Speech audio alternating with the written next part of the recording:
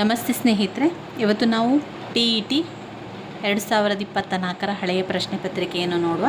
ಇದರಲ್ಲಿ ನಾವು ಇಂಗ್ಲೀಷಲ್ಲಿ ಯಾವ ರೀತಿ ಬಂದಿದೆ ಅಂತ ನೋಡ್ಕೊಳ್ಳೋ. ಮೊದಲಿಗೆ ಬರುವಂಥದ್ದು ಯಾವಾಗಲೂ ಗದ್ಯ ಭಾಗ, ಅದಾನಂತರ ಪದ್ಯ ಭಾಗ. ಅದು ಯಾವುದನ್ನು ಕೊಡ್ತಾರೆ ಅಂತ ನಮಗೆ ಗೊತ್ತಾಗೋದಿಲ್ಲ. ನಾವು ಅದನ್ನು ನೋಡಿಕೊಂಡು ಪ್ರಶ್ನೆಯನ್ನು ನೋಡಿಕೊಂಡು ಆ ಪ್ರಶ್ನೆಯ ಜೊತೆಗೆ ಉತ್ತರಗಳಿರ್ತದೆ, ಅದನ್ನು ನೋಡಿಕೊಂಡು ನಾವು ಮಾಡಬೇಕಾಗ್ತದೆ. ಅದನ್ನು ಕೆಲವೊಂದು ಪ್ರಶ್ನೆ ಪತ್ರಿಕೆಗಳನ್ನು ನೋಡಿಕೊಂಡು ನೀವು ಪ್ರಾಕ್ಟೀಸನ್ನು ಮಾಡಿಕೊಳ್ಳಿ. ಇನ್ನು ನಾವು ಸ್ವಲ್ಪ ಬೋಧನಾಶಾಸ್ತ್ರವನ್ನು ನೋಡುವ. ಯಾವಾಗ ಇಂಗ್ಲೀಷ್ ಸ್ವಲ್ಪ ಕಷ್ಟ ಅಂತ ಅನ್ನಿಸ್ತದೆ ಆವಾಗ ನಾವು ಈ ಕೆಲವೊಂದು ಬೋಧನಾಶಾಸ್ತ್ರಗಳನ್ನು ಕಲಿತ್ರೆ ಸಾಕು. ಇನ್ನು ಗ್ರಾಮರನ್ನು ಹೆಚ್ಚು ಓದ್ಕೊಂಡು ಅದನ್ನು ಟೆನ್ಷನ್ ಮಾಡಿಕೊಳ್ಳೋದಕ್ಕಿಂತ ಕೆಲವೊಂದು ಬೋಧನಾಶಾಸ್ತ್ರಗಳನ್ನು ನೋಡಿಕೊಂಡ್ರೆ ಕೆಲವೊಂದು ನೆನಪಲ್ಲಿ ಉಳಿತದೆ. ಅದನ್ನು ನಾವು ಗುರುತನ್ನು ಹಾಕ್ಕೊಂಡ್ರೆ ಆಯಿತು. ಆ ರೀತಿಯಾಗಿ ಮಾಡಿಕೊಂಡ್ರೆ ಸಾಕು. ಇನ್ನು ಇಂಗ್ಲೀಷ್ ಈಸಿ ಅಂತಾದವರು ಅದು ಗ್ರಾಮರೆಲ್ಲವನ್ನು ಓದ್ಕೊಳ್ಳಿ. ಆದರೆ ನಾವು ಈಗ ಇಂಗ್ಲೀಷ್ ಕಷ್ಟ ಅಂತ ಆದಾಗ ನನಗೂ ಕೂಡ ಇಂಗ್ಲೀಷ್ ಕಷ್ಟನೇ ಅಂತ ಅನ್ನಿಸುವಂಥದ್ದು. ಅದರಲ್ಲಿ ಬೋಧನಾಶಾಸ್ತ್ರ ಕೆಲವೊಂದು ಉತ್ತರಗಳು ಕನ್ನಡದಲ್ಲಿ ಬೋಧನಾಶಾಸ್ತ್ರದ ರೀತಿಯಲ್ಲಿಯೇ ಇಂಗ್ಲೀಷ್ನಲ್ಲಿ ಕೂಡ ಇರುವಂಥದ್ದು. ಆದರೆ ಇಂಗ್ಲೀಷ್ನ ಅರ್ಥ ಬದಲಾವಣೆಗಳಿರುವುದರಿಂದ ನಮಗೆ ಕೆಲವೊಂದು ಗೊತ್ತಾಗೋದಿಲ್ಲ ಅಷ್ಟೇ. ನಾವೀಗ ಇದರಲ್ಲಿ ನೋಡಿ, ಬೋಧನಾಶಾಸ್ತ್ರ ಮತ್ತು ಗ್ರಾಮರ್ ಇಲ್ಲಿ ಜೊತೆಯಾಗಿದೆ. ಗ್ರಾಮರನ್ನು ಬಿಟ್ಟು ಉಳಿದಿರುವಂಥದ್ದು ನೋಡ್ಕೊಳ್ಳುವ. ಗ್ರಾಮರನ್ನು ಕೆಲವೊಂದು ಉತ್ತರಗಳನ್ನು ನೋಡ್ಕೊಳ್ತಾ ಹೋಗುವ. ನೋಡಿ, 46ನೇ ಪ್ರಶ್ನೆಯಲ್ಲಿ choose the correct verb form of sentence ಅಂತ. ಈ ಸೆಂಟೆನ್ಸಲ್ಲಿ ಸರಿಯಾದಂತಹ ವರ್ಬನ್ನು ಆಯ್ಕೆ ಮಾಡಿಕೊಳ್ಳಿ ಅಂತ ಕೇಳಿದ್ದಾರೆ. ನಾವು ಒಂದು ಅಂದಾಜು ಮೇರೆಗೆ ನಾವು ಅದನ್ನು ಓದ್ಕೊಳ್ತಾ ಅದನ್ನು ಯಾವುದು ಅದಕ್ಕೆ ಸರಿಯಾಗ್ತದೆ ಎನ್ನುವಂಥದ್ದು ಬೇಗ ನೋಡ್ಕೊಳ್ತಾ ಹೋಗಬೇಕು. The window was open and a bird dash into a room. Bird flu into the room. Window open ಇತ್ತು, ಅದರಿಂದ ಬರ್ಡ್ ಏನು ಮಾಡಿತ್ತು, into the room, flu into the room ಅಂತ ಹಾಕಬೇಕು. 47ನೇ ಪ್ರಶ್ನೆ, choose the appropriate superlative degree. ಈಗ ಸರಿಯಾದ ಒಂದು ಸೂಪರ್ಲೇಟಿವ್ ಡಿಗ್ರಿಯನ್ನು ಹಾಕಬೇಕು ಅಂತ ಕೇಳ್ತಾರೆ. ಸೂಪರ್ಲೇಟಿವ್ ಡಿಗ್ರಿ ಅಂತ ಹೇಳಿದರೆ ಅದು ಸ್ವಲ್ಪ ಅದನ್ನು ವಿಶೇಷವಾಗಿ ವರ್ಣಿಸುವಂಥದ್ದು. ಈಗ ಇಲ್ಲಿ ಉತ್ತರ ಏನಾಗಿರ್ತದೆ ಅಂತ ಹೇಳಿದರೆ, ಅವರ ಒಂದು ಪ್ರಶ್ನೆ, very few kings were as great as Ashoka. ಒಂದನೆಯದು, Ashoka was the greatest king. Ashoka is the greatest king. Ashoka was one of the greatest king. ನೋಡಿ, ಈ ಒಂದು ಉತ್ತರ ಸ್ವಲ್ಪ ವಿಶೇಷವಾಗಿದೆ, ಸೂಪರ್ಲೇಟಿವ್ ಆಗಿದೆ, ಸೂಪರ್ ಆಗಿದೆ. Ashoka was one of the greatest king ಎನ್ನುವಂಥದ್ದನ್ನು ಆಯ್ಕೆ ಮಾಡ್ಕೊಳ್ಳಿ. 48ನೇ ಪ್ರಶ್ನೆ, read and give sentence and identify the suitable reported speech. ಇಲ್ಲಿ ರಿಪೋರ್ಟೆಡ್ ಸ್ಪೀಚನ್ನು ಹಾಕಬೇಕು. ಇದು ನಮಗೆ ಯಾವ ರೀತಿ ಸೆಂಟೆನ್ಸ್ ಸರಿಯಾಗ್ತದೆ ಅಂತ ನೋಡ್ಕೊಂಡು ಹಾಕ್ಕೊಳ್ಬೇಕು. Can I help you with your homework said my mother ಅಂತ. ಆಗ ನಾವು ಮೈ ಮದರ್ ಆಸ್ಕ್ಡ್ ಮೀ. ನಾವು ಹಳೆಯ ಪ್ರಶ್ನೆ ಪತ್ರಿಕೆಗಳನ್ನೆಲ್ಲ ನೋಡಿಕೊಂಡು ಇದಕ್ಕೆ ಒಂದು ಈ ರೀತಿ ಬರ್ತದೆ ಅಂತ ಅಂದಾಜನ್ನು ಮಾಡ್ಕೊಳ್ಬೋದು. My mother asked me whether she could help me with my homework. ಇನ್ನು 49ನೇ ಪ್ರಶ್ನೆ, choose the correct combined sentence. Combine ಆಗುವಂಥ ಸೆಂಟೆನ್ಸನ್ನು ನಾವು ಆಯ್ಕೆ ಮಾಡಿಕೊಳ್ಬೇಕು. There was heavy traffic, I could not reach that office in time ಅಂತ ಬಂದಿದೆ. ಅಂದರೆ ತುಂಬ ಟ್ರಾಫಿಕ್ ಇತ್ತು, ಅದರಿಂದ ನನಗೆ ಆಫೀಸಿಗೆ ರೀಚ್ ಆಗಲಿಕ್ಕೆ ಆಗಲಿಲ್ಲ. ಇದಕ್ಕೆ ಉತ್ತರ ಏನು ಬರ್ತದೆ, in spite of heavy traffic I did not reach the office in time ಎನ್ನುವಂಥದ್ದು ಸರಿಯಾದ ಉತ್ತರ ಆಗಿರ್ತದೆ. 50ನೇ ಪ್ರಶ್ನೆ, identify the suitable voice of given sentence. ಕರೆಕ್ಟಾದ ವಾಯ್ಸನ್ನು ಹಾಕಬೇಕು. Mona completed the sum. ಇದಕ್ಕೆ ಉತ್ತರ the sum was completed by Mona. The sum was completed by Mona ಅಂತ ಸರಿಯಾಗಿ ಬರ್ತದೆ. ಇನ್ನು 51ನೇದು, NCTE ಸ್ಟ್ಯಾಂಡ್ ಫಾರ್. ಈ ಫುಲ್ ಫಾರ್ಮ್ ಬರೆಯುವಂಥದ್ದನ್ನು ನಾವು ಕಲಿತುಕೊಳ್ಬೇಕು. ಆ ಫುಲ್ ಫಾರ್ಮ್ ಬರುವಂಥದ್ದು ನಾನು ಈಗಾಗಲೇ ನಿಮಗೆ ತೋರಿಸಿದ್ದೆ, ಯಾವ ರೀತಿ ಫುಲ್ ಫಾರ್ಮ್ ಬರುವಂಥ ಪ್ರಶ್ನೆಗಳು ಅಂತ. ಅದನ್ನು ಮತ್ತೊಮ್ಮೆ ನಿಮಗೆ ನಾನು ತೋರಿಸ್ತೇನೆ. ಅದನ್ನು ಸ್ವಲ್ಪ ಸರಿಯಾಗಿ ಕಲಿತುಕೊಂಡ್ರೆ ನಮಗೆ ಕೆಲವೊಂದು ಫುಲ್ ಫಾರ್ಮ್ ಮಾಡುವಂಥದ್ದು ನೆನಪಲ್ಲಿ ಉಳಿತದೆ. ನೋಡಿ, TPR ಅಂದರೆ ಏನು, ಟೋಟಲ್ ಫಿಸಿಕಲ್ ರೆಸ್ಪಾನ್ಸ್. JJ ಅಶ್ಯರ್ ಅವರು ಅದನ್ನು ಹೇಳಿದ್ದಾರೆ. TPR ಅಂದರೆ ಟೋಟಲ್ ಫಿಸಿಕಲ್ ರೆಸ್ಪಾನ್ಸ್. ELT ಅಂದರೆ English language teaching. ELT English language teaching.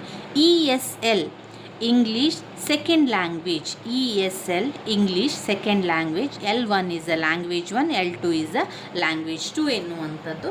ಈ ರೀತಿ ಫುಲ್ ಫಾರ್ಮನ್ನು ನಾವು ನೋಡ್ಕೊಳ್ಬೇಕಾಗ್ತದೆ. ಇನ್ನು ನಾವು 52 ಅಲ್ಲಿ ಪ್ರಶ್ನೆ, ಸೆಕೆಂಡ್ ಟಂಗ್ ಟೀಚರ್ನ ಎರಡನೇ ನಾಲಿಗೆ ಯಾವುದು? ಬೋರ್ಡ್, ಚಾಕ್ ಬೋರ್ಡ್ ಆಗಿರ್ತದೆ. ಅದು ನಾವು ಕನ್ನಡದಲ್ಲಿ ಕೂಡ ಅದೇ ರೀತಿಯಾಗಿ ನಾವು ನೋಡಿಕೊಂಡಿದ್ದೇವೆ. ಶಿಕ್ಷಕನ ಎರಡನೆಯ ನಾಲಿಗೆ ಯಾವುದು ಎನ್ನುವಂಥದ್ದು ಕಪ್ಪು ಹಲಗೆ. 53ನೆಯ ಪ್ರಶ್ನೆ, the approach which emphasis the more use of target language and there is hardly scope to use mother tongue to pupils as structure of English language cannot be translated into mother tongue is known as. ಇವಾಗ ನಾವು mother tongue use ಮಾಡುವಂಥದ್ದು, mother tongue ಅದು communicative ಅಪ್ರೋಚಿಗೆ ಬರುವಂಥದ್ದು. ಈಗ approach ಮಾಡುವಂಥದ್ದು ಅಥವಾ ಒಂದು target ಲ್ಯಾಂಗ್ವೇಜನ್ನು ಕಲಿಬೇಕು ಅಂತಾದರೆ ನಾವು ಮದರ್ ಟಂಗನ್ನು ಏನು ಮಾಡ್ತೇವೆ, as a structure of English language cannot be translated into mother tongue is known as, ಅದು ಕಮ್ಯುನಿಕೇಟಿವ್ ಅಪ್ರೋಚಲ್ಲಿ ಬರ್ತದೆ. ಇನ್ನು 54ನೇದು, respective vocabulary is a recognising word while listening or reading ಅಂತ. ಇಲ್ಲಿ ಅದನ್ನು ನಾನು ಯಾವುದೆಲ್ಲ ಒಂದು ಲಿಸ್ನಿಂಗ್ ಮತ್ತು ರೀಡಿಂಗಿಗೆ ಬರ್ತದೆ ಅಂತ ನೋಡ್ಕೊಳ್ಳಿ. ಇಲ್ಲಿ ನೋಡಿ, ಇಲ್ಲಿ ನಾನು ಬರೆದಿರುವಂಥದ್ದು, ಇಲ್ಲಿ ಲಿಸ್ನಿಂಗ್ ಮತ್ತು ರೀಡಿಂಗಿಗೆ ಯಾವ ವೊಕ್ಯಾಬ್ಯುಲರಿ ಬರ್ತದೆ? ಇಲ್ಲಿ ನೋಡಿ, ಪ್ಯಾಸಿವ್ ಸ್ಕಿಲ್ ಬರ್ತದೆ, ಇಂಡೈರೆಕ್ಟ್ ಸ್ಕಿಲ್ ಬರ್ತದೆ, ರೆಸೆಪ್ಟಿವ್ ಸ್ಕಿಲ್ ಕೂಡ ಲಿಸ್ನಿಂಗ್ ಮತ್ತು ರೀಡಿಂಗಿಗೆ ಬರ್ತದೆ. ಲಿಸ್ನಿಂಗ್ ಕೇಳುವಂಥದ್ದು ಮತ್ತು ಓದುವಂಥದ್ದು ಇಲ್ಲಿ ಇಂಡೈರೆಕ್ಟ್ ಮೆಥಡ್, ಅದು ಇಂಡೈರೆಕ್ಟ್ ಸ್ಕಿಲ್, ಅದು ವೊಕ್ಯಾಬ್ಯುಲರಿ. ಇಲ್ಲಿ ರೆಸ್ಪೆಕ್ಟಿವ್ ವೊಕ್ಯಾಬ್ಯುಲರಿ ಅಂತ ಕೊಟ್ಟಿದ್ದಾರೆ. ಆಗ ಲಿಸ್ನಿಂಗ್ ಮತ್ತು ರೀಡಿಂಗ್ ಬರ್ತದೆ. Receptive skill, indirect skill, passive skill ಅದು ಯಾವುದಕ್ಕೆ ಬರುವಂಥದ್ದು? ಲಿಸ್ನಿಂಗ್ ಮತ್ತು ರೀಡಿಂಗಿಗೆ ಬರ್ತದೆ. ಇನ್ನು ಯಾವುದಕ್ಕೆ ಸ್ಪೀಕಿಂಗ್ ಮತ್ತು ರೈಟಿಂಗ್ ಬರ್ತದೆ? ಸ್ಪೀಕಿಂಗ್ ಮತ್ತು ರೈಟಿಂಗ್ ಬರುವಂಥದ್ದು ಡೈರೆಕ್ಟ್ ಮೆಥಡಿಗೆ. ಅಲ್ಲಿ direct method, active skill, productive skill ಮತ್ತು ಎಕ್ಸ್ಪ್ರೆಸ್ ಸ್ಕಿಲ್ಲಿಗೆ ಸ್ಪೀಕಿಂಗ್ ಮತ್ತು ರೈಟಿಂಗ್ ಬರುವಂಥದ್ದು. ಯಾವುದಕ್ಕೆಲ್ಲ ಸ್ಪೀಕಿಂಗ್ ಮತ್ತು ರೈಟಿಂಗ್ ಬರುವಂಥದ್ದು? ಒಂದು ಆ್ಯಕ್ಟಿವ್ ಸ್ಕಿಲ್ ಡೈರೆಕ್ಟ್ ಮೆಥಡಿಗೆ ಬರ್ತದೆ.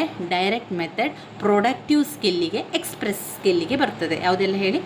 ಒಂದು ಸ್ಪೀಕಿಂಗ್ ಮತ್ತು ರೈಟಿಂಗ್ ನೆನಪಲ್ಲಿ ಇಟ್ಕೊಳ್ಳಿ. ಸ್ಪೀಕಿಂಗ್ ಮಾತನಾಡುವಂಥದ್ದು ಮತ್ತು ಬರೆಯುವಂಥದ್ದು ಯಾವುದಕ್ಕೆ ಬರ್ತದೆ, ಯಾವ ವೊಕ್ಯಾಬ್ಯುಲರಿಗೆ ಬರ್ತದೆ ಅಂತ ಹೇಳಿದರೆ ಒಂದು ಆ್ಯಕ್ಟಿವ್ ಸ್ಕಿಲ್ಲಿಗೆ ಬರ್ತದೆ, ಆಮೇಲೆ ಪ್ರೊಡಕ್ಟಿವ್ ಸ್ಕಿಲ್ಲಿಗೆ ಬರ್ತದೆ, ಆಮೇಲೆ ಡೈರೆಕ್ಟ್ ಸ್ಕಿಲ್ಲಿಗೆ ಬರ್ತದೆ, ಎಕ್ಸ್ಪ್ರೆಸ್ ಸ್ಕಿಲ್ಲಿಗೆ ಸ್ಪೀಕಿಂಗ್ ಆ್ಯಂಡ್ ರೈಟಿಂಗ್ ಬರ್ತದೆ. Speaking and writing. ಇನ್ನು ಲಿಸ್ನಿಂಗ್ ಆ್ಯಂಡ್ ರೀಡಿಂಗಿಗೆ, ಲಿಸ್ನಿಂಗ್ ಕೇಳುವಂಥದ್ದು ಮತ್ತು ಓದುವಂಥದ್ದು, ಲಿಸ್ನಿಂಗ್ ಆ್ಯಂಡ್ ರೀಡಿಂಗ್ಗೆ passive skill, indirect skill and receptive ಸ್ಕಿಲ್ಲಿಗೆ ಬರುವಂಥದ್ದನ್ನು ನೆನಪಲ್ಲಿ ಇಟ್ಕೊಳ್ಳಿ. ಇನ್ನು ಈ 55ನೆಯ ಪ್ರಶ್ನೆ ನಾವು ನೋಡಿದರೆ, the change in the form of the word or word as grammatical aspect to the obtain intended meaning known as. ಅಂದರೆ ಇಲ್ಲಿ ಆ ಮೀನಿಂಗನ್ನು ತಿಳ್ಕೊಳ್ಬೇಕು. ಅಂದರೆ ಒಂದು ಮೀನಿಂಗನ್ನು ತಿಳ್ಕೊಳ್ಬೇಕಾದ್ರೆ ಅಲ್ಲಿ ಒಂದು ಹುರುಳರಿಮೆ ಅಂತ ಹೇಳ್ತೇವೆ ನಾವು ಕನ್ನಡದಲ್ಲಿ. ಇಂಟೆಂಡೆಡ್ ಮೀನಿಂಗ್ ಆಗಬೇಕಾಗಿರುವಂಥದ್ದು ಎಲ್ಲಿ? ಸೆಮೆಂಟಿಕ್ ಲಿಂಕರ್ಸಲ್ಲಿ ಮೀನಿಂಗನ್ನು ಕಲಿಯುವಂಥದ್ದು. ಒಂದು ಯಾವುದೇ ಒಂದು ಗ್ರಾಮ್ಯಾಟಿಕಲ್ಲಿ ಆಗಿರ್ಬೋದು, ಯಾವುದೇ ಒಂದು ವರ್ಡಲ್ಲಿ ಅದರ ಒಂದು ಇಂಟೆಂಡೆಡ್ ಮೀನಿಂಗನ್ನು ತಿಳ್ಕೊಳ್ಳುವಂಥದ್ದು ಸೆಮೆಂಟಿಕ್ ಲಿಂಕರಿಗೆ ಬರುವಂಥದ್ದು. 56ನೇ ಪ್ರಶ್ನೆ, the statement that describe the knowledge, skill and attitude which students would acquire by the end of the particular class or course is known as. ಅದು ಲರ್ನಿಂಗ್ ಔಟ್ಕಮ್ಸ್ ಅಂತ ಬರ್ತದೆ. ಸ್ಕಿಲ್ ಮತ್ತು attitude which student should acquire by end of the, ಕೊನೆಯದಾಗಿ ಬರುವಂಥದ್ದು learning ಮತ್ತು outcome. 57ನೇ ಪ್ರಶ್ನೆ, a teacher divided the classroom into small group ಮಾಡ್ತಾರೆ. Ask them to discuss the present their views on the conservation of water. The student are free to present their view in the form of written description, role play, verbal presentation, etc. The teacher facilitate as when required. This approach is ಇದೊಂದು ಯಾವ ರೀತಿ approach? Construct ಮಾಡ್ತಾರೆ? ಇಲ್ಲ. ಇಲ್ಲಿ deductive ಮಾಡ್ತಾರಾ? ಇಲ್ಲ. ಹಾಗಾದರೆ ಅದೊಂದು ನ್ಯಾಚುರಲ್ ಅಪ್ರೋಚ್ ಆಗಿರುವಂಥದ್ದು, ಮಕ್ಕಳಿಗೆ ನ್ಯಾಚುರಲ್ ಆಗಿ ಒಂದು ಹುರಿದುಂಬಿಸುವಂಥದ್ದು. 58ನೇ ಪ್ರಶ್ನೆ, the study of articulation, transmission and reception of speech sound is called phonetic ಅಂತ ಹೇಳುವಂಥದ್ದು, ಫೊನೆಟಿಕ್ ಸೌಂಡ್. 59ನೇ ಪ್ರಶ್ನೆ, the teacher first present an object book, the teacher hold book in his hand and known is whole class and say book, this is your book, my book is red ಅಂತ ಹೇಳುವಂಥದ್ದು ಏನು? ಅದು sentence method. ಅವರು ಸೆಂಟೆನ್ಸನ್ನು ಮಾಡ್ತಾ ಇದ್ದಾರೆ, sentence method.